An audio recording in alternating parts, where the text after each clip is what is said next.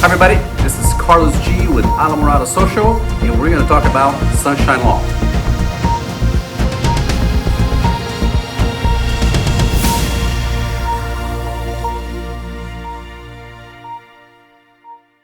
Okay, so here today I am at the offices for the Florida League of Cities in Tallahassee. I'm with attorney John Quick. Hi, John. Hi, Carlos. How are you? John, give us a description of Sunshine Law so the public understands exactly what the law is, and then we'll provide some clarifications for the residents. It's a great topic, Carlos. For a legal geek like me, it's something that we like to talk about. So, Sunshine Law, listen, the basics of Sunshine Law is really just everything needs to be, every public item needs to be dealt with in the public unless there's some sort of exemption to it, and there's limited exemptions. So, Okay. So if you're going to have a decision about an ordinance or a resolution, it's something that needs to be done in a public meeting where the public has an opportunity to be present, an opportunity to be heard, so that it doesn't, this isn't the 1920s where we're in the back room of a restaurant figuring out what we're going to do, and the public has no idea. So, that's really kind of the general concept of it. In practice, it doesn't mean that council members can't speak with each other. Okay.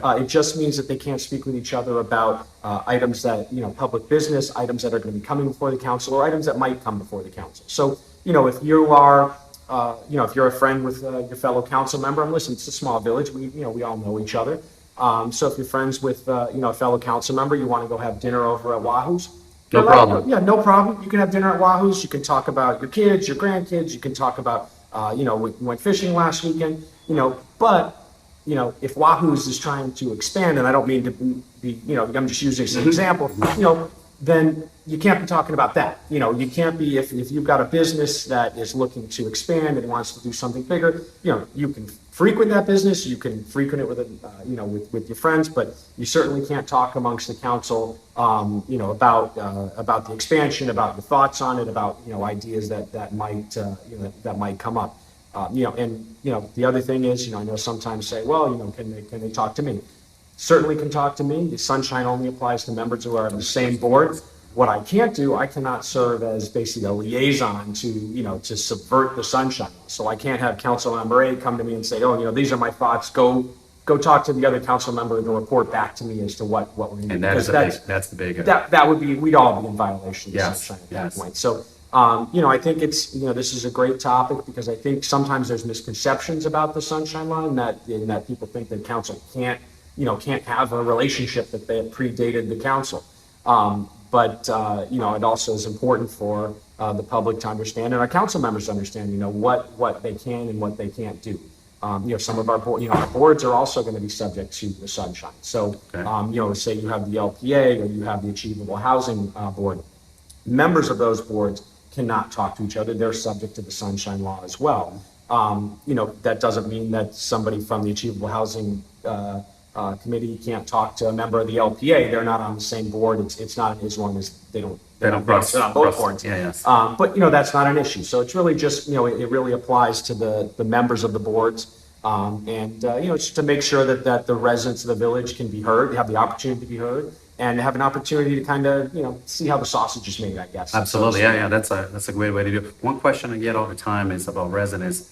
Can residents call council member A, then turn around and call council member B and council member C? Can a resident do that? Yes, certainly. You are absolutely allowed to petition your elected officials, and that's really what that would be. Certainly your elected officials should, you shouldn't be talking to them about, council member A told me this, and then, what do you think? That's, The council members should know not to engage in those yeah, conversations. so our council members, when if somebody starts to say that, the council member, the public shouldn't take offense to that. They're trying to make sure they comply with the law. If they say, listen, we have to stop that way, let's not talk about what council member A said, but, you can have that same conversation with council member B, and, he or she can share their thoughts with you on whatever the issue is. But yeah, public, don't take offense, when they tell you, let's slow down here a little bit. I don't want to hear what council member A wants to say. It's not that they probably don't want to, but they know they've got to hear what it is, what they have to say in the sunshine during the public meeting. That's an awesome clarification. I think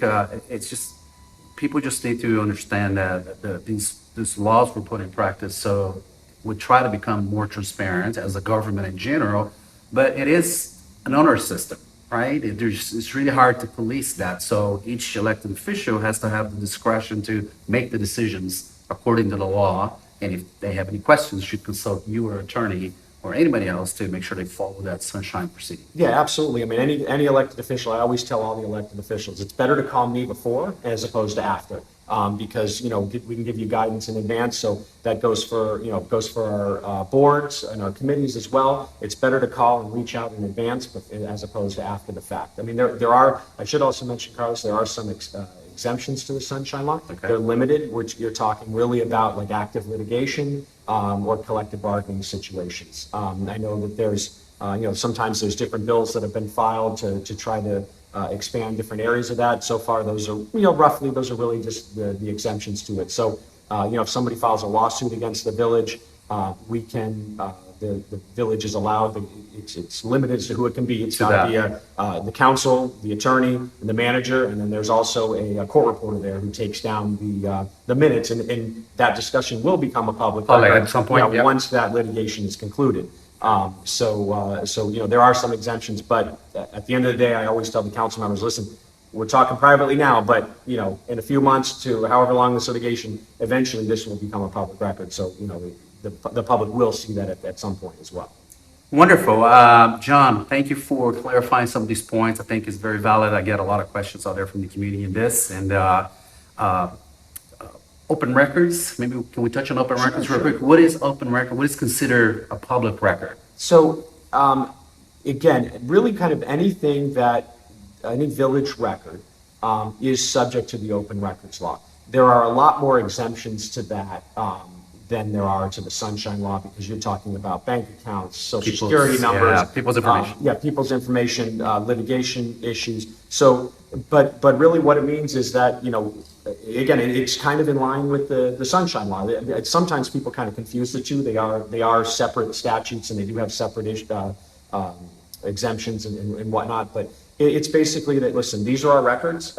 If you want to come in, you can request the records. I mean, depending on how broad those requests are, that there are expenses obviously that go along with that for costs associated with it. But the clerk can And inform yeah, them of clerk what the will- cost ahead of Yeah, time. exactly. The clerk will tell you, and then if you say, I want X, Y, and Z, and, it's too expensive, you don't have to go You don't forward have to with go it. forward, yes. If you want to, then you certainly can. I mean, if it's, one or two items, I mean, those are relatively quick, depending on what it is, relatively quick to get. But, I mean, that's what, the records are there, and, if people want to see them, they're more than happy to, we're more than happy to comply with the law. Absolutely, We'll yeah. turn them over. So, it's, like I said, there's a lot more exemptions to it, but under the statute, obviously, we have to cite to what the exemptions are. So if we will tell you that, you requested and it was it's an exempt record, because it was a law enforcement record that dealt with the inside of somebody's home. It was a video of inside somebody's home.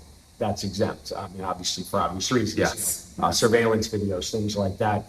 So, but, we'll cite to whatever the statute is, and if it's an exemption, I mean, we're not looking to withhold anything that we shouldn't withhold. Absolutely. What is there. Okay, John, thank you very much. Well, thanks for having me, Carlos. Listen, it's not always an opportunity to have a lawyer there. We're not the most exciting people, so. But it's good information. And by the way, below this video, the link, I'm going to link up the Sunshine Law, the actual law, and links that you can see from the Florida Attorney General. So if you want to read up on that information a little further, it's right there. But John gave a pretty in-depth review. I know it was quick, but really, the law is relatively simple, and it's a lot of common sense, really. It's fairly straightforward. Yeah. So thanks, everybody. Carlos G, one more update, and we'll be back with John very soon. Thank you, John. Thanks.